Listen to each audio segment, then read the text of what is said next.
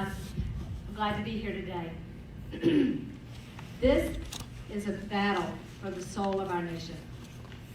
And I believe the battle is the Lord's, and He is the source of my strength. This is a big job. As somebody we know might say, it's going to be huge. So I'm really fortunate that I have been allowed to live under two of the most conservative, greatest presidents of our time. When I started the real estate business right here in Henderson County in 1986, I was under a terrible economy that was failing miserably. We had just come out of a Democrat administration, and things weren't going very well. And I decided to go into real estate when interest rates had been at 18%. Now, they had come down to 9%, thank goodness, but still, not the best market for starting a real estate career. So, I was lucky to be able to watch President Reagan at work as he restored confidence in our nation. He didn't just inspire us with his words like, "Make America Great," which we've all heard recently, but he also worked on the economy. He cut taxes and he cut red tape, and our economy began to come back. It was rejuvenated. So I was lucky to watch that because that formulated my opinion of how economies could work, gave me a conservative viewpoint on the world. President Trump has done very similar activities here. We have a booming economy at this time because of some of the activities similar to what Reagan was doing at that time. Well, Reagan also warned us that socialism was on the horizon. And I can remember thinking at that time, we don't have anything to worry about. That's not going to happen here, right? Well, fast forward 30 years. We know that is not the case any longer. We have a presidential candidate that is not only a socialist, but a communist socialist. We have liberal policies that have been consistently moving our country to the left. So what we have seen tells us that we do have something to worry about. Even though President Trump defiantly states America will never be a socialist nation, we know that we're much further down the road than we were before. So that makes it a little more challenging for us because we have to do what needs to be done. I'm looking forward to working with President Trump. We're going to cut taxes. He's already cut taxes. We want to cut them some more for the middle class. We want to build the wall. And I think it's important that we defend the Second Amendment. I conceal carry every day, and I think you should too. It makes us a safer nation. I also support our law enforcement, our first responders, and I want to join with you to support our military and our veterans. They have earned our respect. I am an evangelical Christian. And what that means to me is that I'm going to help President Trump. He is going to defend life, and I believe that life begins at birth. It's one of our most precious gifts from God. I'm also going to support Israel, and I'm going to stand strongly for our conservative Christian values. We have an honor at this time to work with President Trump on these issues, and I feel like it's going to be fun to campaign with him because he puts America first. If we look at this issue with the coronavirus, he has been issuing strong statements from the very beginning, and we can trust him and his solid leadership to do what's best for America. I think he's shown foresight, and now he's showing oversight because he is doing what needs to be done. He's not saying the government has all the answers. He's working with the private sector as well. And he is going to do what needs to be done to come up with new solutions and to solve our problem in the long run. he's doing things like working with the Small Business Administration to give loans in case things turn south in the economy, as well as he's doing what needs to be done to make us safe and to stop the spread of the disease. So I'm looking forward to working with President Trump in the coming election, and it'll be an honor to campaign with him. I want to tell you a little bit about myself. I already said I started real estate here. Moved here in 1983 after graduating from college. Began my real estate career and about 34 years ago. I met my husband, Pat Bennett, and moved to Maggie Valley where he was living, and we raised our 2 girls. And we owned and operated several small businesses over the course of the last 26 years. So I have got some good business experience. And I'm ready to use that business experience to help in Congress. I've learned to negotiate deals, the art of the deal, like our president does, and I've learned to work with people. One of the things that I'm pretty sure we can accomplish in Congress is constituent services, and that is going to be one of the things you're going to like about me the most. I work hard and I work for people. One of the things we need to think about now is going into this election, and there can be no more whispering about President Trump.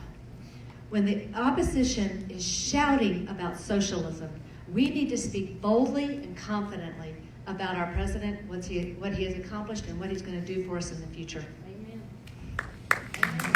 So you can count on me to stand with President Trump and to speak boldly and loudly in favor of his policies and what he's accomplished for us so far and what he plans to do for us in the future.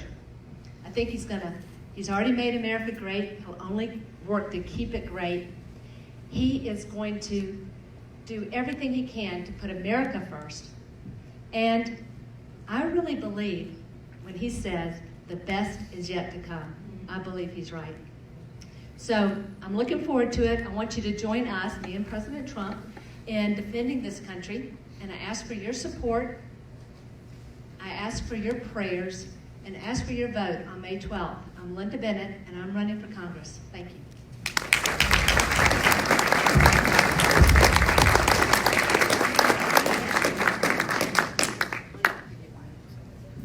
And next is Madison Cawthorn.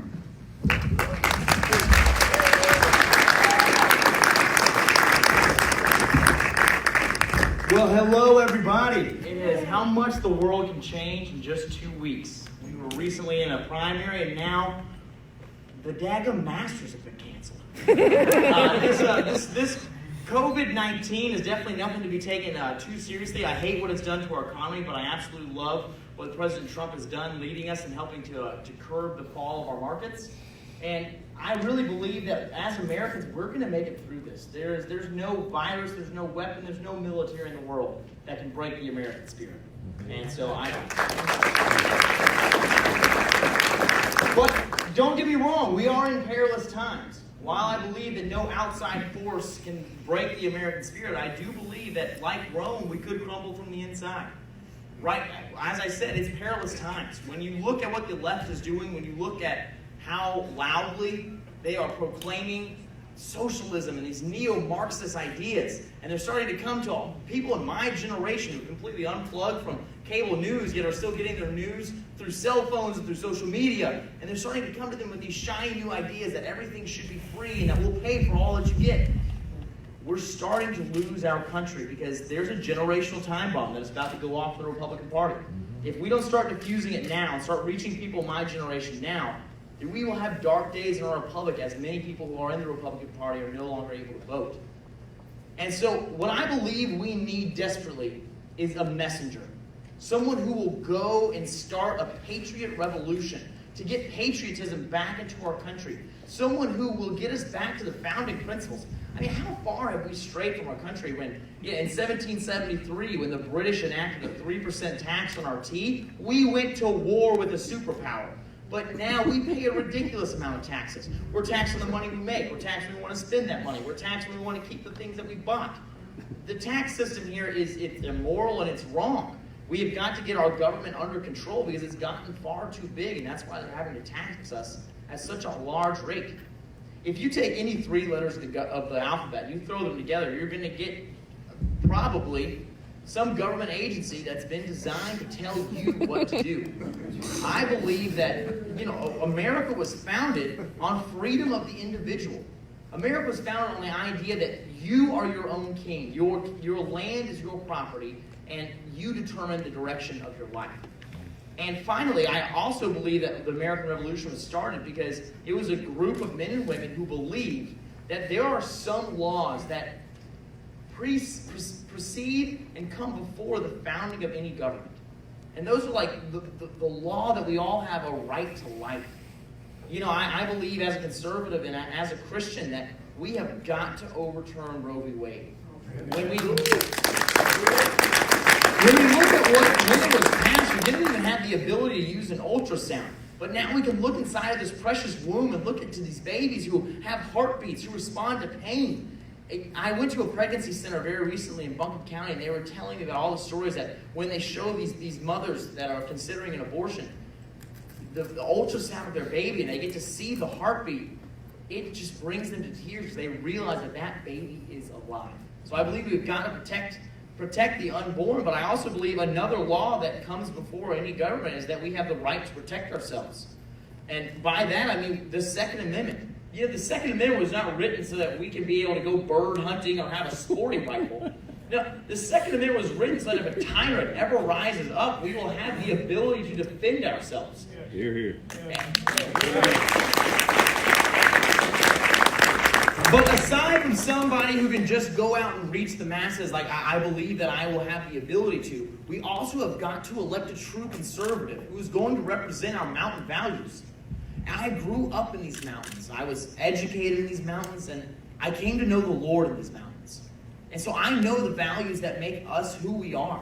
And I promise that I will go to Washington and represent you up there, and I won't just be using talking points that are trite and overused, but rather I'll be coming with true policy ideas. Something that's very important to me is healthcare. When I was 18 years old, I was in a terrible car accident and ran into a wall at 70 miles an hour because my friend fell asleep at the wheel. And from that, I had to go into the hospital for over a year and a half. And when I got out of the hospital, as an 18-year-old, I had $3 million in medical debt. Let that sink in. And so now I'm sure many of you are like, oh gosh, I thought he was a conservative. Now he's about to say we need socialized medicine. But I want the exact opposite. I believe that what can truly help us and free us from these extraordinarily high costs that we have from healthcare is to just unleash the free market on it. Right now we have Blue Cross Blue Shield, who has a monopoly in the state of North Carolina. Whereas we need to let these insurance companies, healthcare companies, be able to compete over state lines. That way, because when there's more competition, quality will increase and prices will decrease. Think about pizza. You know what? You all obviously get what I'm saying, so we're going to skip the pizza now. And now, in closing, I want to say that, we had an incredible representative in Mark Meadows. And we had an incredible district when we had Congressman Meadows representing us. But now that he's gone, the district has changed. With Asheville being added back into our district, we have 39,000 far-left liberals who are registered Democrats who will now be voting against us come November. I promise you. Now, I have gone to look and see the person I hope to face. I'll have the honor to be your representative, your nominee. Mo Davis is not going to be a pushover. He was a military prosecutor for the Guantanamo Bay. I had a joke with him. He was saying, I can't wait to see you and debate you in November. And I said, well, you've always debated the worst people in the world. Now you get to debate some of the best. But at the end of the day, I was able to watch some of his prosecution videos, and the man is a bulldog. We have got to elect someone who is able to go into a debate with him and simplistically articulate the time-tested truths of conservatism, that we are the party of freedom, that we are the party that wants to let you have control of your life. We want to deregulate almost every single industry, and we want to cut taxes dramatically. We want your money in your pocket, and we want you to decide what your life means and where you're going. So anyways, with all of these things in mind, I ask that you vote for me, because we, as I said at the very beginning, we have a generational time bomb that's about to go off.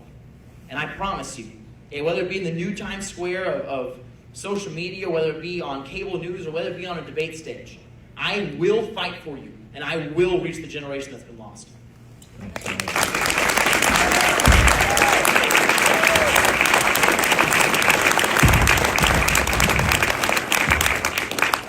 I challenge any district in North Carolina to come up with 2 better candidates than we have.